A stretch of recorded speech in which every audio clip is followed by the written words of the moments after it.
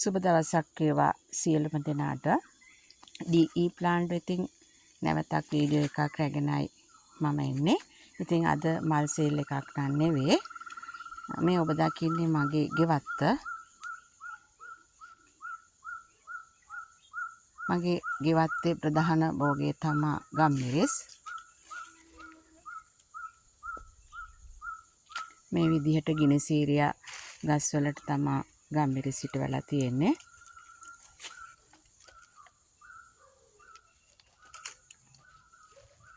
මේ වර්ෂයේ අපිට විවිධ බාධක හමු වුවත් මෙවන් අස්වැන්නක්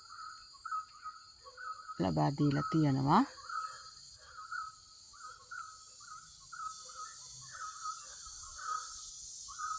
ඒ අතරේ මේ විදිහට තේ වගා කරලා තියෙනවා. බොහෝ අය හිතන්නේ ගම්මිරිස් වගාවක් කළාම ඊට අතරට තේ වගා කරපුවාම අස්වැන්නක් ලැබෙන්නේ නැහැ, තේ දළු ලැබෙන්නේ නැහැ කියලා. එහෙත් මේ විදිහට මට අස්වැන්න ලබා දෙනවා.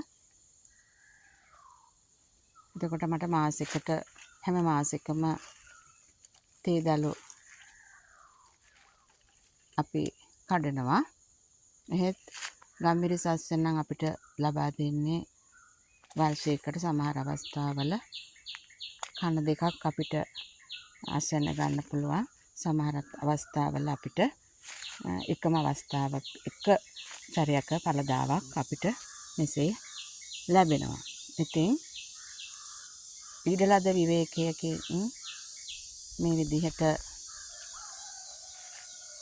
භෝග වගා කරලා අතෙම අස්වැන්නක් ලැබෙනකොට ඇත්තටම සතුටක් දැනෙනවා. රාජකාරී කටයුතු වල නියරුණත් අපිට මොනියම් හෝ විවේකයක් අපිට තියෙනවා. ඉතින් ඒ විවේකය පළදායි ලෙස අපේ ජීවිතේ ගත කරනවා නම් අපිට මේ විදිහට අපිට අමතර ආදායමක් ලබා ගන්න පුළුවන්. ඇත්තෙන්ම අපි ප්‍රායෝගික විය යුතුයි. අත්හදා බැලීම කරන්න ඕන. එවිට අපිට සාර්ථක දේවල් අපේ ජීවිතයට එකතු කරගන්න පුළුවන්.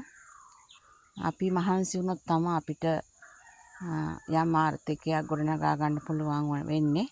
ඉතින් මේ විදිහට අස්වැන්න ලැබෙනකොට අපිට බොහොම සතුටක් දැනෙනවා. ඉතින් එකම ශේෂ්ත්‍රයක් දිහා අපි බලන් ඉන්න හොඳ නැහැ. අපි කොච්චර මොළ ඉඩම් තියනවද? සමහර අය කියනවා අපේ ඉඩම් වල හරියන්නේ නැහැ කියලා. ඉතින් අපි උත්සාහ කරන්න ඕන නැවත නැවත. අපිටත් බොහෝ නියගයක් එහෙම ආපුවාම අපිට වතුර නැති ගැටලුවට මුහුණ දෙන්න සිද්ධ වෙනවා. ඉතින් එවන් අවස්ථාවලදී අපි වෙහෙසක් දරමින් මේ භෝග වගාව අපි ආරක්ෂා කරගන්නවා. ඉතින්